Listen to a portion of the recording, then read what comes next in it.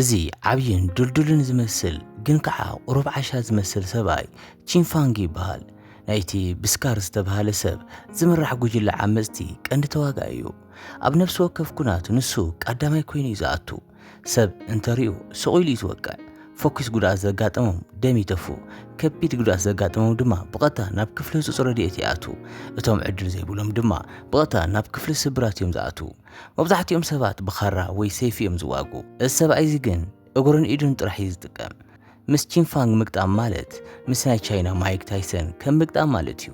በቲ ዘይስሩዕን ዕቡድን ዝመስል ኣገባብ ኣጠቓቕሞ ሰባት እቲ ጽሉል ኢሎም እዮም ዝጽውዕዎ። እቲ ስሙ ግን ከየት ኣለኩም። ንሱ ፈጺሙ ጽሉል ኣይኮነን። ብኣንጻሩ ኣዝዩ በሊሕን ብትዕዝብቲ ይማራኽን እዩ። ኣብ ሞባይል ቺንፋንግ ሓንቲ ናይ ስልኪ ጻውዒት ወይ መልእኽቲ ኣይትረክብን ኢኻ። ንዝቕጽል ተልእኽኡ ዝኾነ ኣሰር ክገድፍ ኣይደልን። ስለምንታይ እንተኢልኩምኒ ምኽንያቱ ናይ ብሓቂ መንነቱ ስውር ፖሊስ ስለ ዝኾነ እዩ። ካብ ትምህርቲ ምስ ተመረቐ ብኡንብኡ ንዕሙቕ ዝበለ ስውር ስራሕ ተመሪጹ እዩ። ስም ናይቲ ክሕዝዎ ዝደለዩ ሰብ ምስ ሰምዐ ድማ ኣየመናትአን፣ ብኡንብኡ ተሰማምዐ። ሻንጋሃይ ኣብቲ ግዜቲ ዕግርግር ዝበዝሓ ከተማ እያ ነይራ። ሓደ ጉጅለ ዓመፅቲ ደድሕሪ ካልእ ጉጅለ ዓመፅቲ ይጓዩ ነበሩ። ቦታ ንምቁፅጻር ድማ ከም ቁርሲ ምሳሕን ድራርን ይዋግኡ ነበሩ። ኣብዛ ትምዕብል ዝነበረት ከተማ ገበነኛታት ካብ ዝኾነ ነገር መኽሰብ ክረኽቡ ይኽእሉ እዮም። ፖሊስ ብዙሕ ግዜ ስጉምቲ ወሲዱሎም ነይሩ፣ ግን ነቲ ጸገም ካብ ስሩ ከጥፍዎ ይከኣሉን።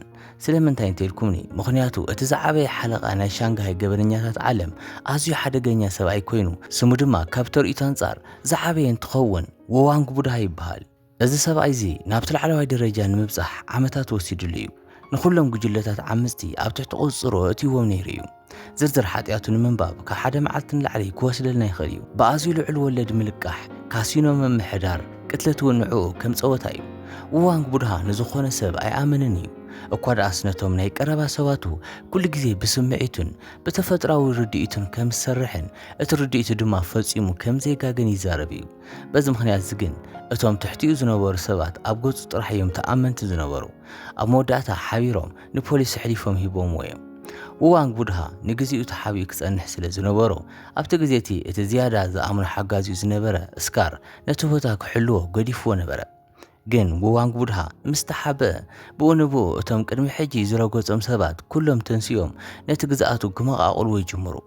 እስካር ወይኑ ነቲ ጉጅለ ክቆፃፀሮ ስለ ዘይከኣለ ተወሳኺ ሓይሊ የምጽእ። ሽዑ እዩ ድማ ቺንፋንግ ከም ናይ ኣምላኽ ህያብ ኮይኑ ነቲ ጉጅለ ዝተራየ። ንሱ ነቲ መጥቃዕቲ ብምምራሕ ንሰሜንን ደቡብን እንዳተዋግአ ንብዙሓት ኣናእሽቲ ጉጅለታት ዓመፅቲ ኣብ ትሕቲኦም እትይዎም እዩ። ወቅዒታት ቺንፋንግ ናብ ዝኸደ ዘበለ ጉጅለታት ዓመፅቲ ኢዶም ንክህቡ ይገብሮም ነበረ። ኣፉ ዝኸፈተ ወይ ዝተዛረበ ዘበለ ብቐጥታ ናብ ክፍሊ ጉድኣት ይኣቱ ነበረ። ብኣሲ ንቺንፋንግ ስሩዕ ልማዱ እዩ። ብዘይ ኩናት ዝውዕለለን መዓልትታት ስልችዎ ነበራ። ኣብ ዝቀረበ እዋን እስካር ንሰባቱ ብምምራሕ ሉፋይ ንዝበሃል ሰብኣይ ይሃድን ነበረ። እዚ ሰብኣይ እዚ ነቲ ኩነታት ዘባእሶ ዝነበረን ንጉጅለታት ዓመፅቲ ንወዋንግ ቡድሃ ንኸግልብጥዎ ዝሕግዝ ዝነበረን እዩ። ሉፋይ ግን ከም ጽላሎት እዩ ነይሩ። ኣብ ብዙሕ ምሕብኢ ቦታታት ኣሊሾሞ ነይሮም፣ ግን ክረኽብዎ ይከኣሉን። ኣብቲ ግዜቲ ድማ ጉጅለ ናይ ሉፋይ ኢዶም ኣብ ክንዲ ዝህቦ ብርቱዕ ቃልሲ የካይዱ። እስካር መፍርራሕ ምስ ወድአ ብኡንብኡ ጥርሙዝ ቢራ ኣብ ርእሱ ይሰብርሉ። ቺንፋንግ እንተዘይህሉ ነይሩ እቶም ጉጅለታት ንስካር ብማህረምቲ ክቐትልዎ ነይሮም እዮም። ብትእዛዝ እስካር ቺንፋንግ ብሓይሊ ክዋጋእ ይጅምር፣ ግን ዋላ ሓደ ሰብ ንዕኡ ደው ዘብል ኣይነበረን።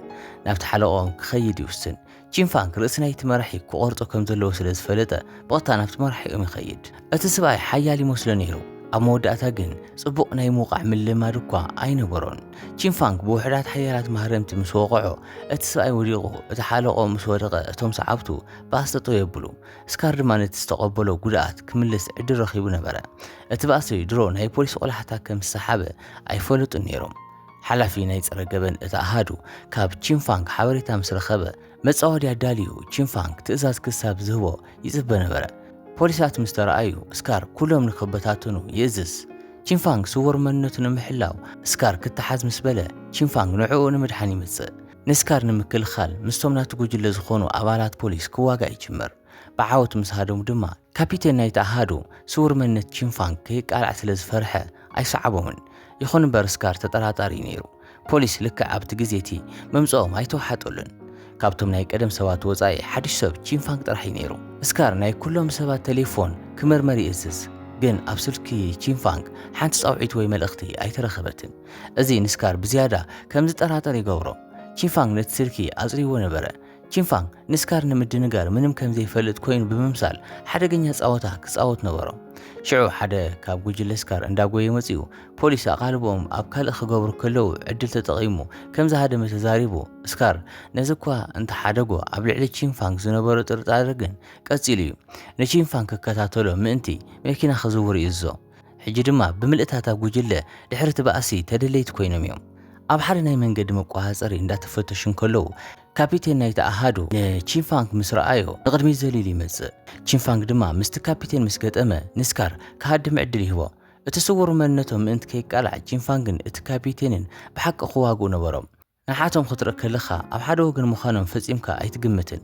ኣብ ግዜ እቲ ባእሲ ገለ ሓበሬታታት ክለዋወጡ ኸኣሉ፣ ግን ብዙሕ ከይተዛረቡ ሃንደበታዊ ንታጉ ንኽልቲኦም ይፈላለዮም። ድሕሪ ስካር ንቺንፋንግ ስሒብ ይወስዶ። እቲ ካፒቴን ግን ብድንጋጸ እንዳጠመቶም ይገድፍዎ። ቺንፋንግ ናይ ስካር ጥርጣረ ዘወገደሉ ኣጋጣሚ ነይሩ። ቺንፋንግ እቲ ዝሃድኖ ዘሎ ሰብኣይ ኣብ መወዳእታ ገጹ ረኣዮ። ኣብ ናይ ትማሊ ባእሲ ቺንፋንግ ብኣጋጣሚ ናይ ስካር ስልኪ ጻውዒት ሰሚዑ ነበረ። ኣብቲ መስመር ውዋንግ ቡድሃ ከም ዝነበረ ርግጸኛ እዩ ነይሩ። ንሱ ጥራሕ እዩ ንስካር ክሳብ ክንድቲ ብትሕትናን ብኣኽብሮትን ክዛረብ ክገብሮ ዝኽእል። ንውዋንግ ቡድሃ ክሳብ ዝቐርቦ ቺንፋንግ ጠጠው ክብል ኣይደለየን። እቲ ካፒቴን ብድሕነት ቺንፋንግ ስለ ዝተጨነቐ ንቺንፋንግ ካብቲ ስራሕ ክወፅእ ካብ ሓደ ግዜ ንላዕሊ ሓቲዎ ነበረ። ግን ክልቲኦም ይፈልጡ ነበሩ። ውዋንግ ቡድሃ ክሳብ ዝተሓዝ ቺንፋንግ ድሕር ኣይበለን። ብተወሳኺ ኣብ ግዲኡ ኣዝዩ ንፉዕ እዩ ነይሩ። ዝትክኦ ሰብ ድማ ኣይነበረን። ውዋንግ ቡድሃ ዝተመለሰሉ ምኽንያት ቀሊል እዩ ነይሩ። ምስ ነፍሲ ወከፉ ምሕነ ክፈዲ እዩ መጺኡ። ገንዘቡ ክውሕድ ዝፈተነ ዘበለ ክሕነቕ እዩ ነይርዎ። ውዋንግ ቡድሃ ምስ ቺንፋንግ ንፈለማ እዋን ክራኸቡ ከለዉ ንኣዳ ጥራሕ ይሂብዎ። ኣብ ዘይነበረሉ ግዜ ቺንፋንግ ነቲ ጉጅለ ዝገበሮ ኩሉ ይፈልጥ እዩ ነይሩ። ተሓቢኡ እንዳሃለወ እኳ ውዋንግ ቡድሃ ንስካር ብስውር ይቋሃጽሩ ነበረ። ኣብ ንጹር ዓስብን መቕጻዕትን ይኣምን ነበረ። ብቕዓት እንተሊካ ይጥቀመልካ። ንጠላማት ግን ሓደ ናይ መወዳእታ ቅፅዓት ጥራሕ እዩ ዘለዎ፣ ንሱ ድማ ሞት እዩ። እቲ ምስካር ዝተመለሰ ሰብኣይ ብፖሊስ ዝተተኸለ ምዃኑ ድሮ ፈሊጡ ነበረ። ሓንሳብ ፖሊስ ምስ ሓዙኻ ንምምላጥ ኣጸጋሚ ምዃኑ ኩሉ ሰብ ይፈልጥ እዩ ነይሩ። እዚ እውን ውዋንግ ቡድሃ ንዝኾነ ጥልመት ዝሓስብ ሰብ ዘጠንቀቐሉ መንገዲ እዩ ነይሩ። ውዋንግ ቡድሃ ኣብዚ ሕጂ እዋን ዝደልዮ ዝነበረ ሰብ ሉፋይ እዩ ነይሩ። ውዋንግ ቡድሃ ምምላሱ ምስ ሰምዐ ሉፋይ ረሃፅ ከውርድ ጀመረ። ንኽዋጋ ገንዘብ ንምድላይ ኣብ ኩሉ ቦታ ይዘውር ነበረ። ውዋንግ ቡድሃ ሓደ ቲያትር ናይ ባዕሉ ኣለዎ፣ ግን ምስ ተሓበአ ሉፋይ ነቲ ቲያትር ኣፍሪሱ ኣብ ሓድሽ ፕሮጀክት ኣዋፊርዎ እዩ። ሕጂ እቲ ናይቲ ፕሮጀክት ኮንትራክተር ድሕሪ ምስጋሩ ነቲ ድልድል ከቃጽሎ እዩ ደልዩ። ምስ ውዋንግ ቡድሃ ገጽ ንገጽ ዝራኸብ ዓሻ ኣይነበረን። ሉፋይ ድማ ጉጅለ ስካር ይከታተልዎ ከም ዘለዉ ገና ይፈልጠን ዘሎ። ቺንፋንግ ኩሉ ግዜ ኣብ ጎድኒ ስካር እዩ ነይሩ። ናይ ቀረባ ግዜ ዓወታቶም ኩሉ ብምኽንያት ናቱ እዩ ነይሩ። ሰብ ምርኣይ ነቲ ሰብ ምጭፍላቕ ምሕረት የለን። መዓልቲ መዓልቲ ብዝያዳ ከም ናይ ብሓቂ ዓመፀኛ እዩ ዝመስል ነይሩ። ከም ፖሊስ ኣይኮነን፣ ግን ኩሎም ገበነኛታት እዮም ነይሮም። ንሓቶም መውቕዑ ብልክዕ ዘይሕጋዊ ኣይነበረን። ኣብ ኣብያተ መስተ ቢራ ክሳብ ናይ ካራኦኬ ቦታታት ኣሰር ሉፋይ እንተደኣ ሃልዩ ቺንፋንግ ኣብኡ ኣሎ ማለት እዩ። ኣብ ውሽጢ ሂደት መዓልትታት ንሱን ስካርን ኣብ ሻንጋይ ዘሎ ኩሉ ቦታ ዳህሲሶም ኣብ መወዳእታ ሓበሬታ ረኺቦም ሓደ ረጉይ ሰብኣይ ረኺቦም። እዚ ሰብኣይ ሳጹር ሬሳ ክሳብ ዝርኢ ኣይበክን እዩ ነይሩ። ኣብ መጀመርታ ምስ ቺንፋንግ ተሪር ንምምሳል ፈተነ። ኣብታ መዓልቲያ ብጌጋ እግሩ ከም ዝወፀን ምስ ዘይግባእ ሰብ ከም ዝተባእሰን ብምውቃስ ንኸም ቺንፋንግ ዝኣመሰለ ሰብ ብባእሲኡ ዕላል ዝጅምር። ሓንቲ ቦክሲ ነቲ ረጉድ ሰብኣይ ናብ ዘለኣለማዊ ድቃስ ወይ ድማ ሞት ለኣኸቶ። ሉፋይ ኣብ ሓደ መዘናግዒ ቦታ ይስዕስዕ ነበረ።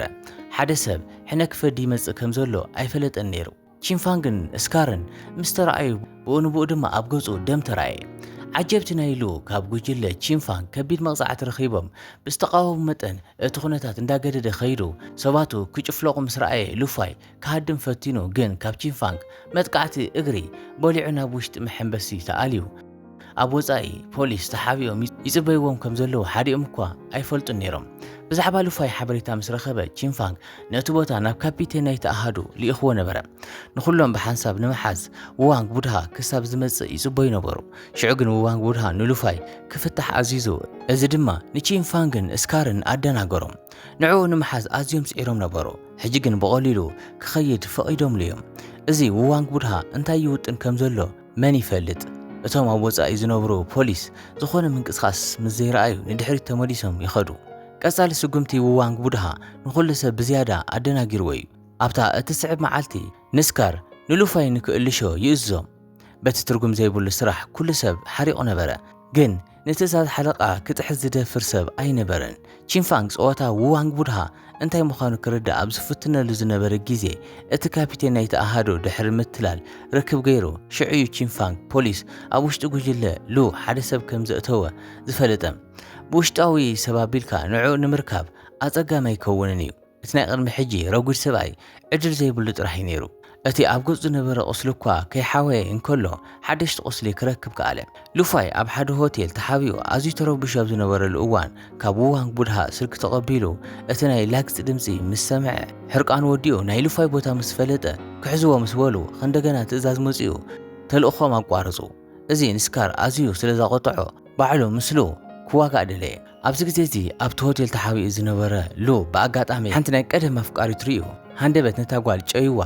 بمكان حيزوا يهدم بأقات أمسكارن تشيفانغن نزين مرأي لك أبغزيو بزيحو نبارو سكار بونبو نووانغ بودها دويللو እታጓል አፍቃሪቱ ዋንግ ቡድሃ ከምዝኾነ ተረጋጊጹ ንሱ ምንም ኣብ ዘይነበረሉ ግዜ ጀሚራ ለ3 ዓመታት ኣብ ጽቡቕን ሕማቕን ሙሱ ጸኒሓ ንዕኡ ክትብል ኩሉ ነገር መስዋዕት ገይራ እያ ሓደ እዋን ንስካርን ቺንፋንግን ካብ ቅድሚ ፖሊስ ንምድሓን ብትብዓት ቀሪባ ነበረት ንዓኣ ፍቕሪ ዋንግ ቡድሃ እኹል ነይሩ ኣብ ዝቐረበ እውን መርዓ ክገብሩ ተማጻቢዑ ሕቶ መርዓ ቀሪቡላ ነበረ ዋንግ ቡድሃ ነታጓል ክንደይ ከም ዝፈትዋ ኩሉ ሰብ ይፈልጥ ነበረ እዚ ድማ እቲ ዋና ድኽመቱ ነይሩ لوفاي بنصر ناي موداتا قطم يوطن نبره حصيتو مستجويت وانغ بودها سقيل كقمت ايكالن مس لوفاي وي كل وي زيرو زخونه كنات نمغبار نخلهم سبو صويعو اذا عبي كناتيو منالبات زيتملس رغعزو كخون سلازخيل كل سب دلو نكخون ينبرو لوفي نتملوات اب استحرقه تياتر وانغ بودها كخون قصرا يغبرو